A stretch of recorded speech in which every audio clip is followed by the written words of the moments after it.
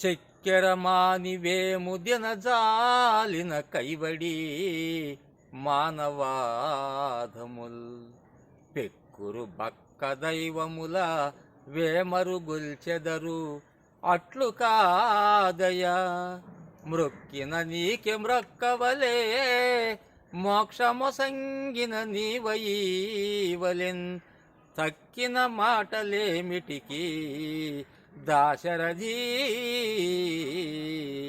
కరుణ పయోనిధి. ఓ రామా, తీపి పంచదారను విడిచిపెట్టి వేప చేదును మురింగిన విధంగా మానవులలో కొందరు హీనులు ఏం చేస్తున్నారంటే బక్క దైవాల్ని అంటే చిల్లర దేవుళ్ళని పూజిస్తూ ఉన్నారు, వాళ్ళకు మొక్కుతూ ఉన్నారు. అది ఎంతవరకు సమంజసం? మొక్కితే నీకు మొక్కాలి, మోక్షం ఇస్తే నువ్వే ఇవ్వాలి.